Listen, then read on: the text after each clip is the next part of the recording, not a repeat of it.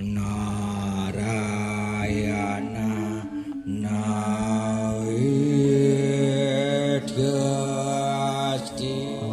Dwam Siwa Dwama Dewa Yeswara Parameswara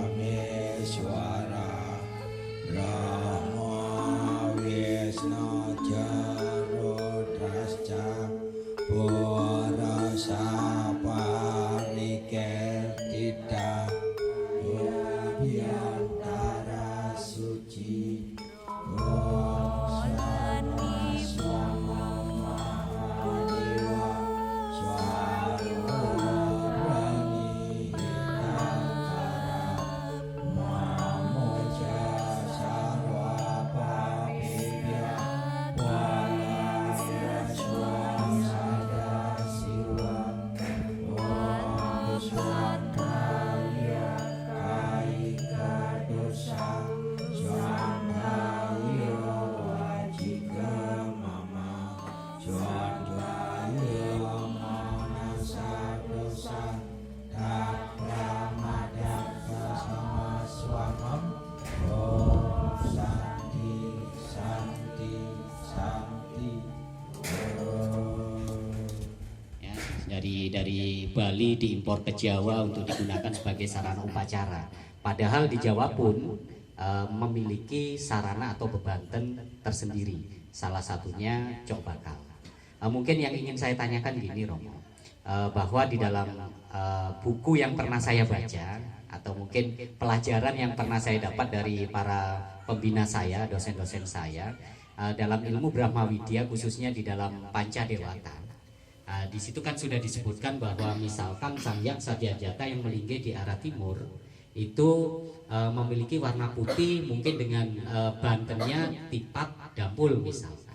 Kemudian di selatan Sang Hyang Agora, di barat Sang Hyang Tatpurusa, utara Sang Hyang selatan Sang Hyang Brahmadewa, barat Sang Hyang Tatpurusa, kemudian di utara Sang Hyang Agora, dan di tengah atau di madya Sang Hyang Isyana kan memiliki sarana atau bebanten yang harus disiapkan.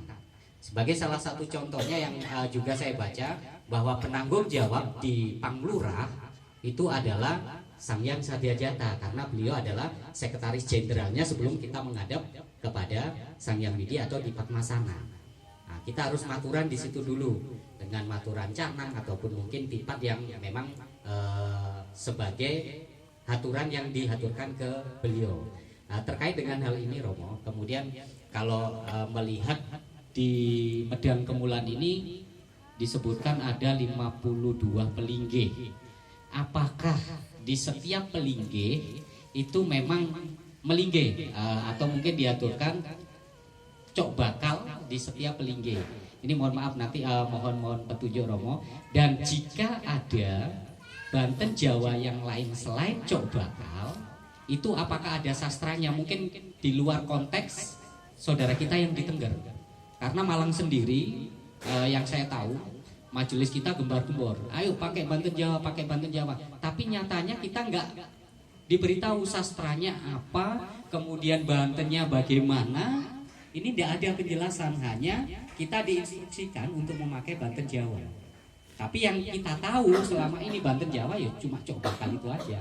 Ataukah ada reruntutan yang lain selain cok bakal yang terkait dengan Banten Jawa di luar Banten Bali, di luar Banten Tengger khususnya yang disebut Kayopan Agung atau apa? Itu apakah ada sastranya Romo? Ini mohon penjelasan dan untuk mendapatkan jawaban supaya lebih sreg. Oh, ternyata di Jawa itu Bantennya memang ada runtutannya seperti ini. Mungkin itu Romo. Terima kasih. Om Swastiastu. Suksema, terima kasih atas pertanyaannya. Ini pertanyaan cukup bagus lah. Dia selalu itu menjadi dasar orang Jawa mempertanyakan sastra dan lontar Jawa mengandung tentang upekara. Sebenarnya upekara itu membuat sesuai dengan zamannya masing-masing. Ingat perjalanan Nusantara ini di Jawa ini. Sebenarnya di Jawa ini sudah perjalanan setelah upekara secara leluhur dari zaman dulu di Jawa itu pasti ada. Tak mungkin ada. Yang terjadi degradasi begitu luar biasa sehingga diolah ajaran-ajaran suci ini sampai ke tanah Bali. Nah dari Bali ini merdeka 200 tahun. Sebelum Majapahit sudah kerajaan sudah tidak ada sang Brahmananya sudah luar biasa. Ya kan di dasar kitab suci kita apa dasar upekara? Cuma air, bunga, api, buah dan daun. Ya, ini yang menjadi dasar pijakan kita untuk ini pun tidak ada, tidak masalah. Ya, sekarang itu budaya. Nah budaya ini kalau memang nggak ada di zamannya, ngapain kita mencari itu budaya itu? Ya generasi muda buat lontar sasa sendiri, kenapa tidak? Buatkan. Sepanjang di jalan Dharma tidak ada sistem pengancaman, tidak ada sistem pemaksaan, dan baktinya itu sadar bakti tidak bisa diukur dengan upekara. Karena upekara itu bisa disederhanakan, kan dasarnya bakti, kemampuan tulus ikhlas. Nggak ada pada maka dia mendangamlah, nggak ada pada upekara. Oh dan semampunya. Nah, rumus sering bilang kepada di Bali, ada namanya Odan Ageng, ada Odan Alit, berapa besar. Gimana kita membuat odan besar sama kecil? Kalau odan besar itu bantennya besar, pas odan besar orang tidak mampu, gimana ya odan besar? Pas odan alit orang yang mampu, utang jadi. Nah masalah upekara ini memang diserahkan dengan kulturnya masing-masing. Kalau tahu di Jawa ini hilang, ya ayo generasi muda yang sudah berlatar belakang agama bikin tuntunan semuanya, dan tidak ada salah kok. Yang buat siapa? Zaman dulu ya orang dulu yang membuat kok di zaman itu kepentingannya banyak. Masa kita semangat dengan kepentingan lama-lama udah tahu sampai nunggu sasar lontar, keyakinan itu berubah dong. Ya mulai kecil coba-cobakan aja, ini kanister namanya. Kanister maksudnya Banten inti udah mau pakar apapun ya ini cukup satu selesai. Nah kalau kita punya filsafat yang dasarnya buat aja filsafat sendiri sesuai apa ya. Wahai umat manusia, pujalah semestaku yang ada di tempat kamu. Gunakanlah semestaku untuk memuja aku.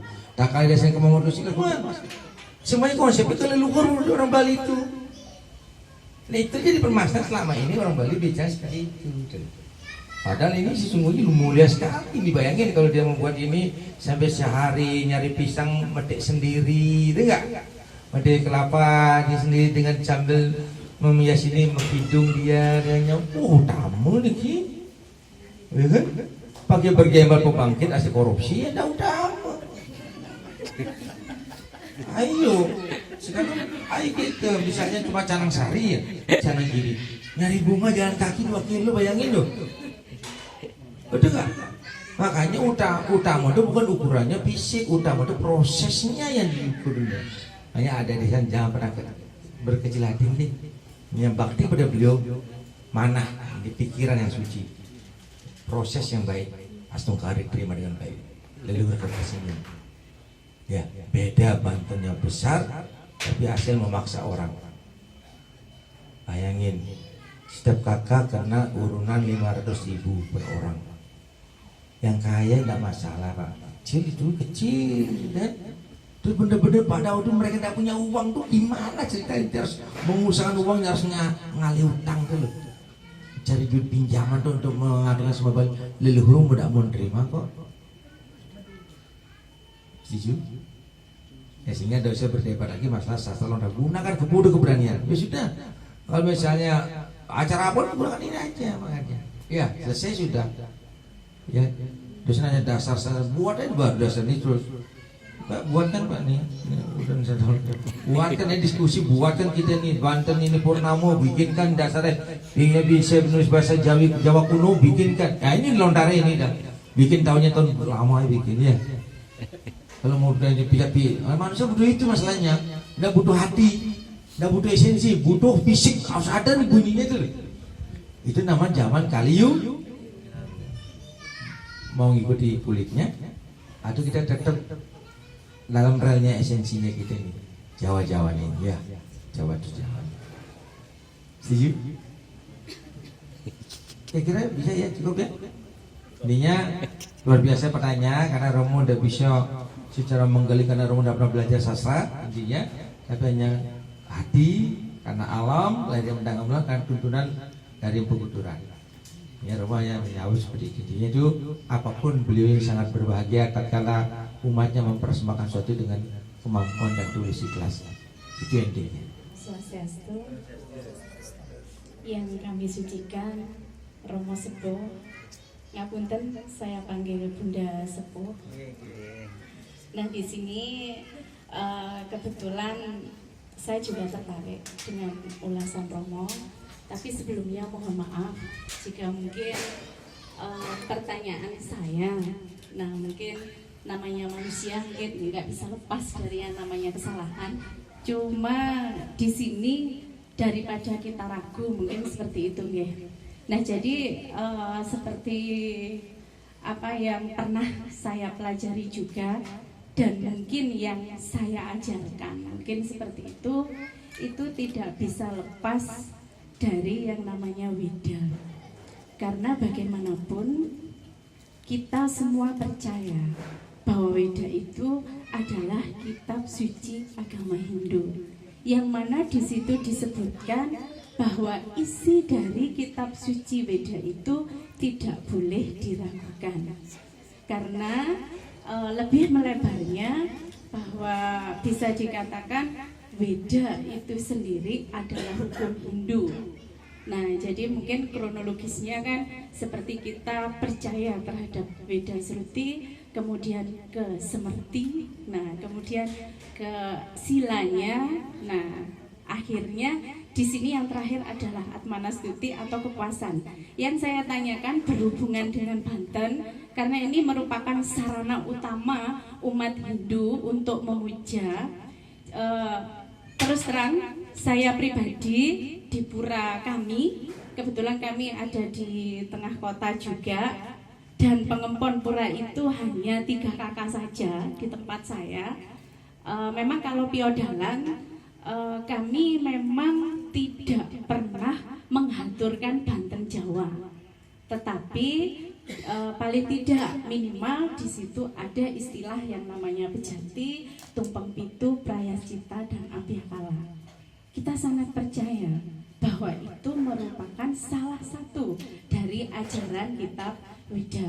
Seperti yang Romo katakan tadi, jika memang tidak ada sastranya, ya kita bikin sendiri. Atau mungkin mohon maaf saya Jawa asli, tapi saya memang juga tidak terlalu mengenal yang namanya Banten Pecok Bakal.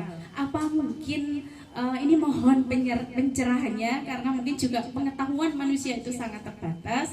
Apakah Banten Pecok Bakal dan sebagainya itu merupakan salah satu dari kitab suci Weda? Karena bagaimanapun kita mengajarkan, kita harus percaya sama yang namanya Weda. Karena Weda itu merupakan ajaran yang tertinggi dalam agama Hindu. Agar nanti generasi kita juga bisa dikatakan, oh saya mantap, saya percaya. Karena ini termasuk dalam salah satu kitab Weda. Terima kasih. Sama Romo juga meliriknya sampai ke Weda. Kalau istilahnya di pemerintahan itu Romo undang-undang dasar. Ya, di undang-undang dasar sifatnya universal. Sesungguhnya harus kita tarik apa yang paling di atas sampai di bawah harus sama sebenarnya. Harus sama sebenarnya. Karena Tuhan itu dapat mengajarkan sesuatu persembahan itu harus dengan kondisi terpaksa. Sesuai kemampuan dan desi kali di Bali itu desi kali luar biasa. Desi Mawocari. Apa sih namanya desi Mawocari itu? Apa sih namanya kearifan lokal itu yang harus kita sampaikan? Bukan berarti menyalahkan pejati, praspitra, doa ada itu. Cuma leluhur-leluhur kita di Jawa ini kan yang Kejawen apa sana bagaimanapun kalau kita bicara leluhur bicara Nusantara.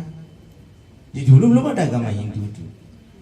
Tahunya orang leluhur Nusantara itu pakem pada bakti kepada leluhurnya. Simbol-simbol Linggayoni, Bapak Ibu, Desentong apa semua itu. Yang Romo maksudkan adalah kita di Jawa ini biar tidak hilang namanya budaya Jawanya. Kita apa pejati budaya Bali bukan budaya nasional. Nah di dalam Weda pun nggak disebutkan pejati, tidak ada pejati itu disebutkan. Itu turunan sebagai implikasinya terhadap rasa bakti pada Sang Pencipta. Makanya di dalam pejati ada simbol-simbol itu. Ya kan simbol-simbol alam semesta di situ sebagai pemujaan kepada Tuhan yang Maha Kuasa. Di Cok Bakal pun ada simbol alam semesta sama fungsinya. Sama ada pisangnya, ada namanya daunnya, ya kan? Ini ada telurnya, apa semua sama isinya. Kalau udah beda, maknanya sama. Cuma masalah kearifan lokal Banten, bentuknya yang berbeda, kemasannya yang berbeda. Tidak ada menyalahkan Pejati, karena bagaimanapun Romo yakin, karena di Jawa itu nggak tahu masa dulu sudah terlanjur diajarkan Pejati, udah ngerti masalah Pejati, yakin kembali ke rasa soalnya, karena sudah mantep pakai Pejati, gimana tuh merubahnya? Namanya perubahan ini butuh pengorbanan. Kalau mau Jawa ini mulai bangkit lagi dengan Jawanya, tidak mungkin Pejati di Jawa, tidak mungkin. Carilah kemana-mana itu Pejati Bali. Ya kan? Ini tidak ada hubungan beda itu, mengajak kebaikan semuanya, kecuali kita mengajak ketidakbaikan, menyalahkan sesuatu. Karena di dalam Bhagavad Gita disebutkan aja depan Camaweda, disebutkan air, bunga, api, buah dan daun itu sebagai dasar bakti kita untuk berkaryanya. Selanjutnya ya silahkan seninya masing-masing. Bisanya Pejati, monggo Pejati. Bisa cobakal, monggo cobakal apa semuanya.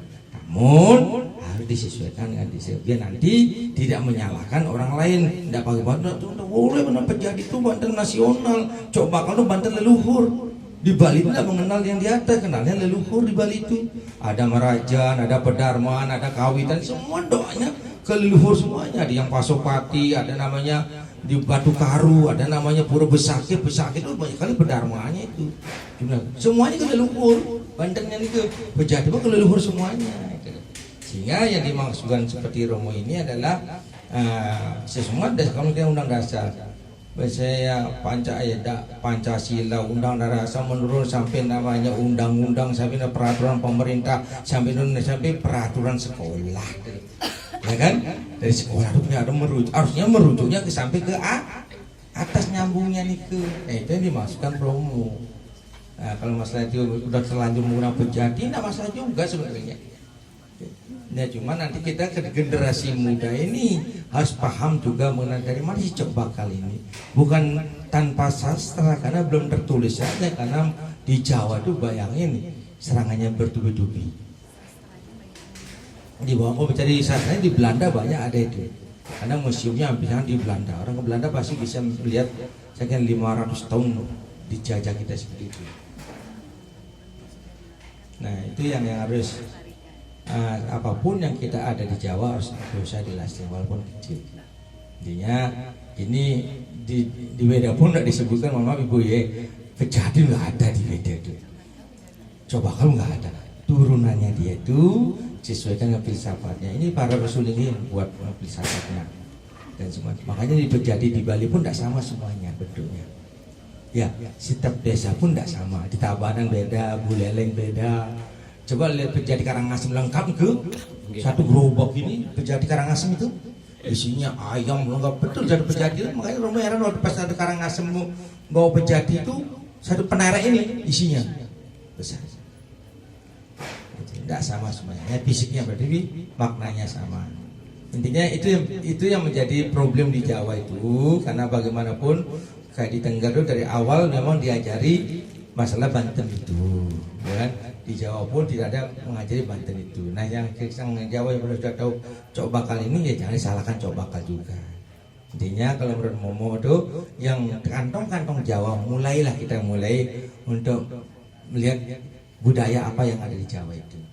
Mungkin itu aja yang perlu Romo sampaikan. Intinya ini kembali ke olah rasa. Ya, kalau bakti mantep ya harus rasakan, tidak mantep ya jangan.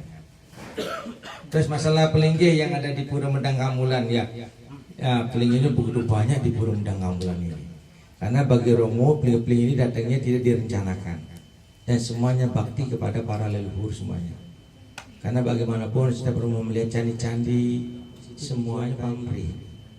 Ada pemenang kepala desa, pemenangan DB. Coba nanti banyak kali datang ke Pundan untuk jadi tim suksesnya, betul nggak? Waspada untuk mengawasi, sudah tempat ibadah digunakan yang lain-lain nantinya. Nah, kita harus lihat juga untuk mengawasi tempat suci kita, untuk menjaga kesuciannya beliau. Intinya itu aja mungkin Romo sampaikan, tidak saling menyalahkan dengan upekare, cuma Romo ingin upekare ini sesuai dengan desa Kalipatannya mulai berani. Intinya berapapun jumlah upekare tidak kapan disalahkan. Romo ini di Mendang Amulang Ibu nggih. Romo kemarin melaspas beji itu, beji besar beji itu. Cuma Banten ini coba bakal satu selesai. Ini mau punya Romo. Kalau Romo melihat batas terus ngalih hutang kan salah nanti. Mau mempersembahkan ini dia persembahkan. Tidak ada mengatur, silakan aja. Ya.